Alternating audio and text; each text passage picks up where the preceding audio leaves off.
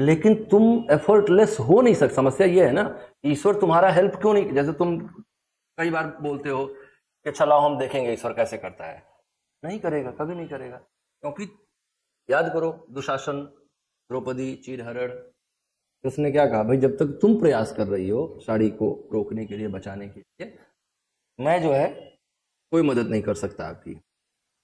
अगर आपको चाहिए कि मैं आपकी मदद करूं तो क्या करना होगा, पूर्ण समर्पण। तो वहां पे वहां कृष्ण ये नहीं कह रहे हैं कि तुम अपनी साड़ी बचाना बंद कर दोगी, अपनी इज्जत बचाना बंद कर दोगी तो मैं हेल्प करूंगा। वहां कृष्ण क्या कह रहे हैं कि भक्त जब तक पूरी तरह से समर्पित नहीं होगा, ईश्वर उसका साथ नहीं देगा। जब तक वो अपने आप को बचाया हुआ है, तो बचाया हुआ कौन है, अहंकार बचा हुआ है, मैं रोक रही हूं, मैं रोक रही हूं। और अगर उसी टाइम पे भगवान कृष्ण आके दुशासन के हाथ से साड़ी छुड़वा दिए होते तो द्रौपदी के दिमाग में क्या मैसेज गया होता कि मैंने खींच ली साड़ी।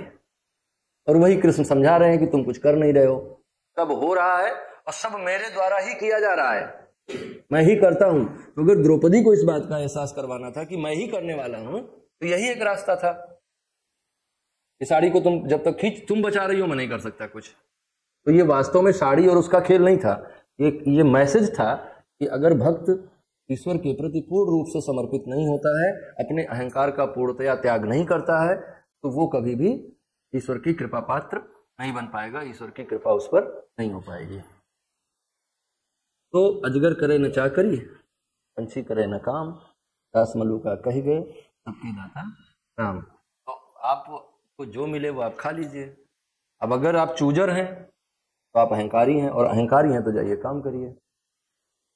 पॉइंट ये है, हम उसको रियल लाइफ में उतारने की बात नहीं कह रहे हैं, क्योंकि आप अगर रियल लाइफ में उतार ले जाएं तब बहुत महान हैं आप, मेरा वो मतलब है ही नहीं। मैं सिर्फ आपको बुद्ध भगवान को सही से समझाने का प्रयास कर रहा हूं कि एग्जैक्टली उनकी फिलॉसफी क्या थी। वो डीप रूटेड थी, और वो जैसे इससे पहले जो हिंदुइज्म का फिलॉसफी था वो क्या कहता था, परमानंद मिलेगा, सुख की प्राप्ति होगी, ये यज्ञ करोगे तो ये होगा, वो यज्ञ करोगे तो ऐसा होगा, वो यज्ञ करोगे तो ऐसा होगा। बुद्ध ने कहा ये धारणा ही गलत है, हमें अपनी मूल अवस्था में रहना ही हमारे लिए श्रेयस्कर है, सबसे बेहतर है कि हम मूल अवस्था में रहें। और हमारी मौलिक अवस्था क्या है, ना तो सुख और ना ही दुख। इस दुनिया में सुख और दुख तुमने इस दुनिया में ही आके जाना। इस दुनिया में जब तुम आए तो ना तो तुम सुख को जानते थे ना दुख को जानते थे। तुम्हारा इंट्रोडक्शन सुख और दुख से इस दुनिया ने करवाया, तुम्हारे मम्मी ने, तुम्हारे पापा ने, तुम्हारे भाई ने, तुम्हारे भाभी ने, तुम्हारे समाज ने, तुम्हारे बुआ चाचा नाना काका मामा ने करवाया।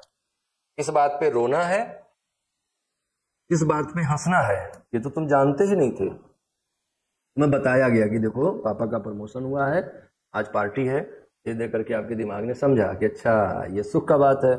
देखो ऐसा है कि बुआ की नानी मर गई हैं, तो अब अच्छा ये दुख का बात है।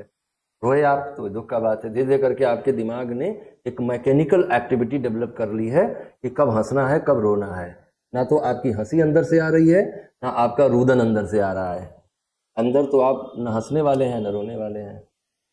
उसी अवस्था को अगर हम सही में पहचान जाएं तो वही अवस्था को बुद्ध सम्यक अवस्था कह रहे हैं, है ना। तो सम्यक होने का मतलब एकदम बीचों बीच में होना, न सुख में होना न दुख में होना।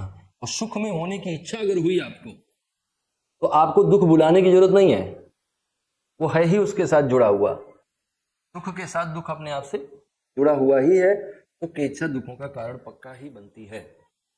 ठीक, तो अष्टांगिक मार्ग में प्रज्ञा में नंबर 1 लिखिए। अब जैसा सम्यक वर्ड उन्होंने यूज किया है, लेकिन अपने पास सम्यक के लिए कोई बहुत अच्छा वर्ड नहीं है, तो सम्यक के लिए लिखेंगे हम लोग राइट। तो नंबर 1 लिखिए राइट विजन। राइट विजन, देखो सबसे पहला अष्टांगिक मार्ग बुद्ध ने क्या बताया, राइट विजन। राइट विजन का मतलब कि विजन विदाउट ग्लासेज का बात नहीं हो रहा है यहाँ पे, है ना, चश्मे की बात नहीं हो रही। राइट विजन का मतलब यह है कि इस दुनिया को देखने का जो दृष्टिकोण है, दैट मस्ट बी राइट।